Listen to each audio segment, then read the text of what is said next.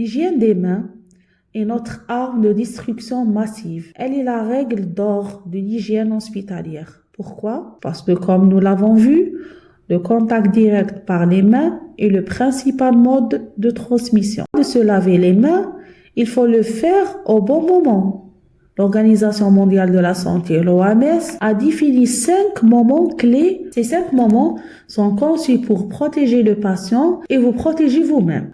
Moment clé, selon l'OMS, c'est avant un contact avec le patient. Protégez les patients des germes que vous portez et que vous avez ramassés dans l'environnement.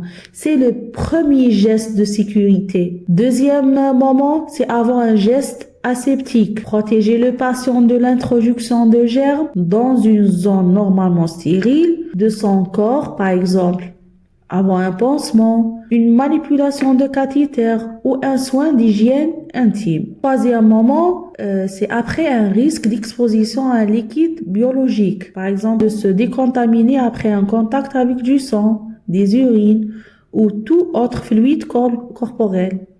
Protéger l'environnement hospitalier et les autres patients des germes que vous auriez pu prendre du patient que vous venez de soigner. Cinquième moment, après un contact avec l'environnement du patient. Protégez vous-même et les autres patients. Si vous touchez le lit ou bien la table ou les draps, donc vous devez vous laver les mains avant de toucher un autre patient ou de quitter la zone. Pour réaliser l'hygiène des mains, donc il faut mémoriser ces 5 moments. Ils doivent devenir des réflexes automatiques.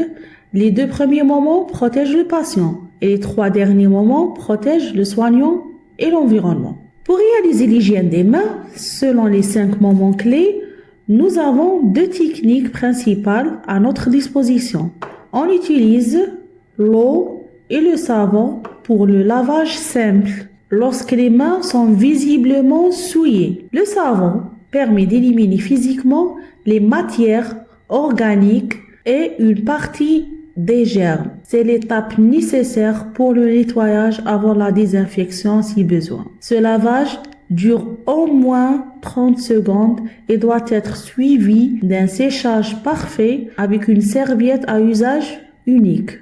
Une friction hydroalcoolique, ces mains non visiblement souillées. C'est plus rapide et efficace sur les germes. Cette friction est la technique de choix dans la majorité des situations de soins et elle est beaucoup plus rapide. C'est à peu près 20 à 30 secondes. Elle est plus efficace aussi sur la plupart des germes et mieux tolérée par la peau. On ne l'utilise que si les mains sont non visiblement souillées. Après, une vidéo de démonstration détaillée de la bonne technique du lavage simple sera mise à votre disposition ultérieurement.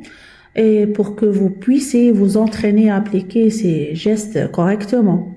Donc, la qualité de votre geste est directement liée à l'efficacité de la prévention. Si l'hygiène des mains permet de rompre la chaîne par contact, les équipements de protection individuelle nous permettent d'entreposer une barrière physique entre nous et le patient et l'agent pathogène.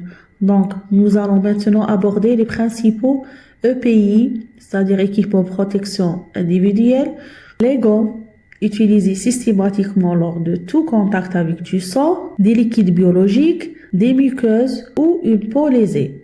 La surblouse ou bien le tablier utilisé pour protéger vos vêtements. Le masque chirurgical utilisé pour protéger le patient des gouttelettes émises par le soignant et inversement. Après avoir maîtrisé les gestes de protection immédiate, mains et EPI, nous allons maintenant nous concentrer sur le milieu de vie du patient et le matériel que nous utilisons. Pourquoi? Parce que, comme nous l'avons vu avec la chaîne épidémiologique, l'environnement et le matériel sont des réservoirs importants de germes. Pour concrétiser la notion d'environnement sûr, nous devons maîtriser 3 actions essentielles. La propreté des surfaces, la gestion des objets qui quittent le service et la manipulation du linge. Le premier point, c'est le nettoyage, désinfection des surfaces, réalisé avec des produits adaptés, détergents et désinfectants, selon des protocoles stricts, du plus propre au plus sale. Le nettoyage élimine la saleté visible, c'est-à-dire les matières organiques, et 80% des germes. La désinfection, elle tue les germes restants. L'ordre est toujours d'abord nettoyer, puis désinfecter. Vous devez utiliser des produits adaptés, comme les détergents pour le nettoyage et les désinfectants pour tuer les germes. Et la règle la plus importante est de toujours travailler du plus propre au plus sale. Cela évite de ramener les germes d'une zone contaminée vers une zone propre. Par exemple, on commence toujours par la table de nuit avant les zones autour des toilettes. Deuxième point, c'est la gestion des déchets. Le tri sélectif, il est obligatoire. Déchets, on a des déchets ménagers, par exemple les déchets ordinaires, papier non souillé, emballage, etc. Et les dasseries sont des déchets à risque infectieux. Ce sont tous les déchets qui ont été en contact avec des liquides biologiques ou qui sont piquants, coupants, comme les aiguilles, les cathéters, les lames, etc. Les dasseries doivent être jetées dans des sacs jaunes et les objets piquants dans les conteneurs rigides dédiés pour ça, pour éviter tout risque de blessures comme les accidents d'exposition au sang. Troisième point, c'est l'entretien du linge. D'accord, manipulation et transport du linge sale selon les règles pour éviter la contamination. Le linge sale est potentiellement contaminé. Il ne faut jamais le trier ou le secouer dans la chambre et cela met des germes en suspension dans l'air. Il doit être mis directement dans un sac à linge imperméable, généralement à l'intérieur de la chambre, sans qu'il entre en contact avec votre tenue. Le transport doit se faire dans des sacs fermés et des chariots dédiés pour ne pas contaminer des couloirs. Le linge propre doit bien sûr être stocké à part du linge sale. Nous avons couvert les précautions standards, mains, pieds, environnement. Maintenant, nous abordons la manière d'assurer la sécurité lorsque nous devons réaliser des soins qui brisent les barrières naturelles du patient. Des soins dits invasifs, comme les pansements, les sondages, la manipulation des cathéters. Aseptic non-touch technique est une méthode standardisée de réalisation d'un soin visant à prévenir l'introduction de micro-organismes dans une zone critique. Le mot-clé est standardisé. Cela signifie que, quel que soit le soignant, le protocole doit être le même pour garantir la sécurité. Le but est de protéger une zone critique du patient, qui est normalement stérile, d'une contamination externe. Ces zones critiques sont par exemple la plaie ouverte, l'intérieur d'un cathéter. Le principe, c'est ne pas toucher les points critiques et les zones clés avec des mains ou des objets non stériles. C'est la règle d'or de la NTT. Tout ce qui est critique, c'est-à-dire ce qui va entrer dans le patient ou toucher directement la zone de risque, doit rester stérile. Nous devons nous poser 2 questions avant chaque geste. Qu'est-ce qui est critique dans ce soin? Exemple, l'extrémité de la seringue ou bien la pince stérile. La deuxième question, c'est comment puis-je empêcher que mon outil critique entre en contact avec mes mains ou bien l'environnement. La NTT nous impose toujours d'utiliser un outil stérile, comme une pince par exemple, pour manipuler les éléments critiques. C'est ainsi que l'on garantit l'intégrité de la barrière stérile. La zone clé, key site, ou bien le point clé, c'est key part. La zone du patient, plaie, orifice, site d'injection, qui doit être protégé des micro-organismes. Exemple, le site d'insertion d'un cathéter. La zone clé est la porte d'entrée potentielle des germes vers le corps du patient. C'est l'endroit que l'on protège et elle est normalement stérile. Par exemple, dans un pansement, c'est la plaie elle-même.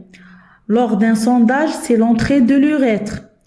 Et c'est la zone que l'on doit considérer comme la plus sacrée et la plus vulnérable aux infections. Le point clé ou bien key part, c'est les parties de l'équipement qui, une fois contaminées, pourraient transmettre des micro-organismes à la zone clé.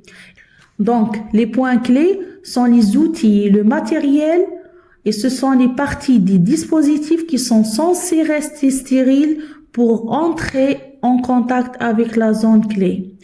Imaginez que vous aidez à faire un pansement, c'est l'exemple le plus fameux, donc la zone clé est la plaie. Et les points clés sont les compresses stériles et la pince stérile.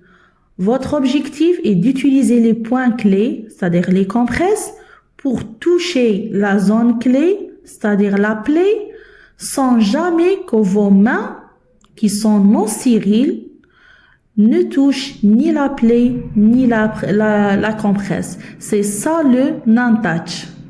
Nous allons maintenant voir comment les concepts de zone clé et de points clés se traduisent dans vos gestes quotidiens en tant qu'aide-soignant. La NTT est un état d'esprit qui doit vous accompagner lors de tout soin à risque. L'aide-soignant doit identifier la zone clé et les points clés. La première étape est l'évaluation du risque. Avant même de commencer, vous devez déterminer quelle partie du patient doit être protégée, c'est-à-dire la zone clé, et quel matériel doit absolument rester stérile, le point clé. C'est le fondement de la planification du soin. Deuxièmement, il faut préparer un champ de travail propre et stable aussi. Même si le soin est stérile, il se déroule dans un environnement propre. Vous êtes responsable de nettoyer, de désinfecter la surface où le matériel sera déballé. Par exemple, la table, le chariot, etc. C'est le rôle de l'aide-soignant de créer la zone de sécurité où le soignant pourra réaliser le geste aseptique sans risque de contamination par l'environnement. Nous arrivons au terme de cette introduction au module d'hygiène hospitalière. Si vous retenir deux messages fondamentaux de toute cette session, ce sont ceux-ci. L'hygiène hospitalière est l'affaire de tout le monde. La vigilance de l'aide-soignant est essentielle pour la sécurité du patient. Donc l'hygiène n'est pas une option, mais un impératif éthique et réglementaire. C'est une responsabilité partagée. Nous avons vu que le rôle de l'aide-soignant est primordial, car vous êtes les gardiens de l'environnement et les premiers acteurs de soins de base. Votre vigilance constante, c'est-à-dire le fait de penser hygiène avant, pendant et après chaque soin, est la garantie la plus solide de la sécurité de nos patients. Deuxième des choses, la maîtrise des 5 moments de l'hygiène des mains et des principes de la NTT sont les piliers de la lutte contre les infections associées aux soins. Ces deux concepts sont vos super pouvoirs de prévention. Les 5 moments de l'hygiène des mains coupent la chaîne de transmission par contact et la technique aseptique non-touch ou bien la NTT protège les portes d'entrée du patient lors des soins invasifs. Maîtriser ces techniques, c'est maîtriser la prévention des infections associées aux soins, qui est l'objectif final de tout le module. L'hygiène n'est pas une théorie, c'est une pratique quotidienne et dans les sessions suivantes, nous allons transformer ces concepts en gestes réflexes et des travaux pratiques. Je vous remercie de votre attention et de l'engagement dont vous ferez preuve dans ce module vital.